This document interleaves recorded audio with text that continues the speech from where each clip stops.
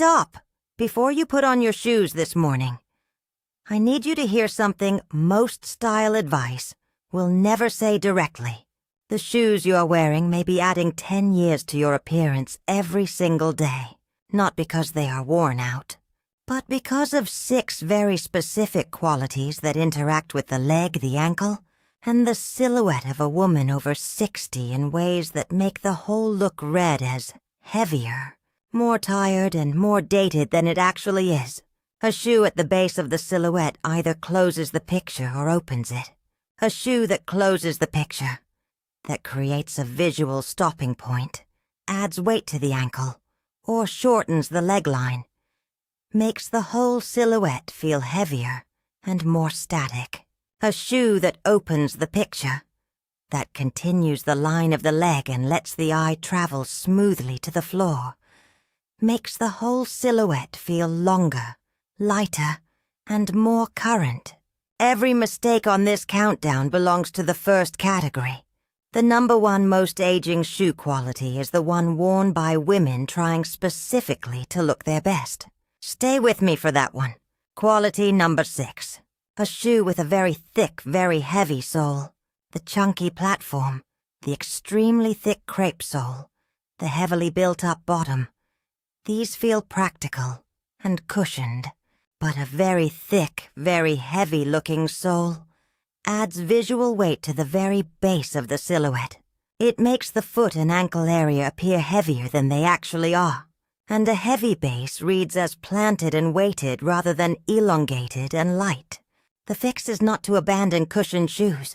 Cushioning exists inside many shoes, without expressing itself as a dramatically thick outer sole. A cushioned insole and a refined, moderate outer sole provides the same comfort without the visual weight. A leather sneaker with interior cushioning, a loafer with a moderate sole, a low-block heel with refined proportions. One specific type of chunky shoe deserves naming: the very thick-soled technical walking shoe in heavy fabric with aggressive tread and visible cushioning chambers. Genuinely excellent for foot health, consistently aging for the silhouette. A leather walking shoe with cushioning built invisibly into the insole provides identical support with dramatically less visual weight. To test any shoe, hold it against your leg just above the ankle. If the sole looks thick relative to your ankle and foot, it is adding visual mass to the base of your silhouette. Quality number 5. A shoe that cuts across the ankle. An ankle strap. An ankle boot at exactly the widest point of the ankle. A buckle detail that crosses the ankle horizontally. Any of these creates a horizontal line across the ankle. And a horizontal line across the ankle creates a visual stopping point. The eye follows the leg downward and stops at the horizontal line. Where the eye stops is where it rests, at the ankle rather than continuing smoothly to the floor. A leg the eye follows all the way to the floor looks longer than a leg where the eye stops at the ankle. For women over 60, an ankle-cutting shoe is one of the most consistently counterproductive choices possible. The fix is to look for shoes where any strap sits below the ankle rather than across it, or shoes with no strap at all. A simple slip-on with no horizontal interruption. A loafer that ends below the ankle bone. A low heel with a clean throat, and no crossing strap. If you love ankle-strap sandals, look for a strap placed as low as possible on the ankle. Even a centimeter or 2 lower than the widest ankle point reduces the stopping effect considerably. A second related mistake: the ankle boot that ends at exactly the widest point of the calf creates the same horizontal stopping effect, but higher up the leg. The most elongating boot either ends below the ankle bone or rises above the calf into a knee-height boot that creates one long unbroken line. Quality number 4. A shoe in a color that is dramatically darker than the leg. When a shoe is dramatically darker than the leg, a dark shoe with bare legs, a black shoe with natural skin tone, a very dark brown shoe with pale skin. The eye sees a strong dark versus light contrast at the very bottom of the silhouette. That contrast creates a visual stopping point at exactly the wrong place. The leg reads above the line, the shoe reads below the line, and the leg looks shorter and heavier because the eye is measuring it between two stopping points, the hem above and the color contrast below. A shoe in a color close to the leg allows the eye to travel continuously from the hem to the floor. The leg looks longer because nothing is interrupting it. The fix is not to abandon dark shoes. Dark shoes with dark trousers or dark stockings, where the shoe and leg are in the same color family, do not create the contrast problem because the eye sees a continuous dark line. The problem is specifically the dark shoe with a significantly lighter leg. Match the shoe to the leg or stocking rather than creating sharp contrast. The most elongating combination of all, a shoe that matches the skin tone of the leg. Nude means skin matching, which is a different specific color for every woman. Warm golden skin needs a warm gold-toned nude. Cool fair skin needs a cool pink-toned nude. Rich deep skin needs a deep warm brown nude. A shoe that genuinely matches the skin tone creates the most powerful elongating effect because the eye cannot see where the leg ends and the shoe begins. Quality number 3. A shoe with a very rounded toe. The very rounded, very blunt toe is one of the most consistently aging shapes for women over 60 for a reason almost never explained. A very rounded toe adds visual width to the front of the shoe. Visual width at the very end of the silhouette, at the toe, makes the foot appear wider and heavier than it is, and a wide, blunt terminus creates a short visual stopping point. The eye follows the leg down to the toe and sees something wider than it is tall. Width at the terminus of a line makes the whole line feel shorter. A shoe with an almond toe, an oval toe, or a gentle point creates a terminus that is slightly taller than it is wide. The eye reads the leg as continuing because the toe is pointing in the direction of travel rather than presenting a horizontal width as a stopping point. The difference between a very rounded toe and an almond toe in terms of how long the leg reads is significant and immediate. An almond toe is not an uncomfortable toe. The discomfort associated with pointed shoes comes from a very narrow, very pointed toe box.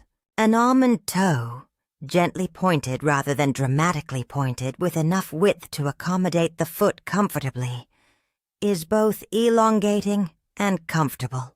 One single pair of almond toe loafers in a neutral leather or almond toe flats in a skin matching, nude worn consistently will produce a visible difference in how long and how current the leg reads across every outfit. Quality number 2. A shoe that is too casual for the rest of the outfit. This is about a specific visual disconnect that reads as aging once you know to look for it. When shoes are significantly more casual than every other element of the outfit, when a polished blouse, a tailored trouser, and carefully chosen accessories are paired with shoes in a completely different register of dressing. The shoes read as an afterthought, and an afterthought in the shoes communicates something specific. That consideration did not extend to the ground. A woman whose dressing stopped at the ankle looks more tired and more dated than the same woman wearing shoes that are in intentional conversation with the rest of the outfit. The fix is not to wear formal shoes with every outfit. The fix is to ensure that the shoes are within 1 or 2 formality steps of the rest of the outfit, rather than in a completely different register. A polished outfit deserves a shoe that has been at least considered. A relaxed outfit can carry a casual shoe beautifully. The mismatch that reads as aging is not between formal and casual. It is between considered and not considered. The formality conversation between shoes and outfit also does not always require new shoes.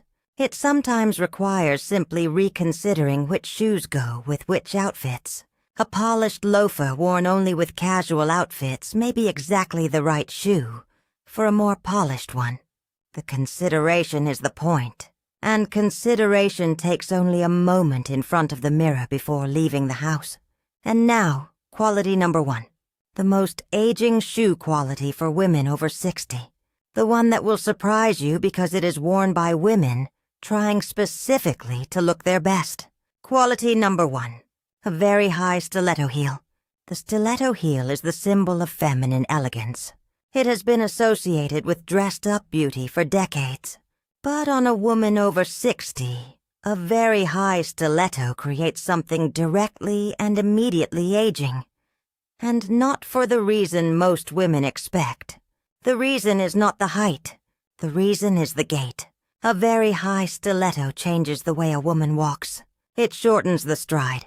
It creates a slightly cautious, slightly careful, slightly effortful movement.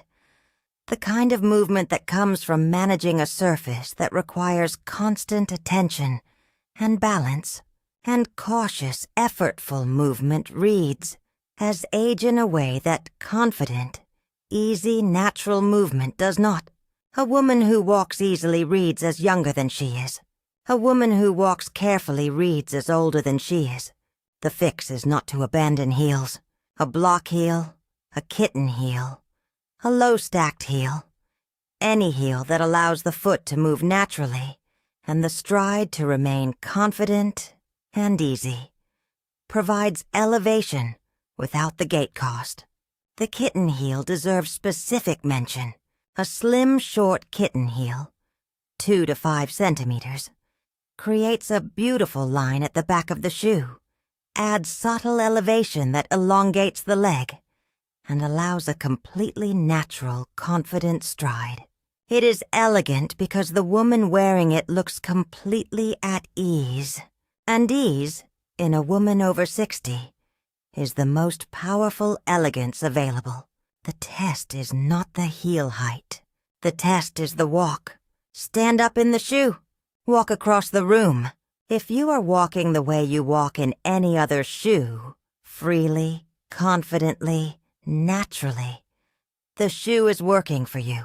If you are managing the shoe, it is working against you. Which of these 6 qualities does the shoe you put on this morning have? Tell me in the comments. I read every single one.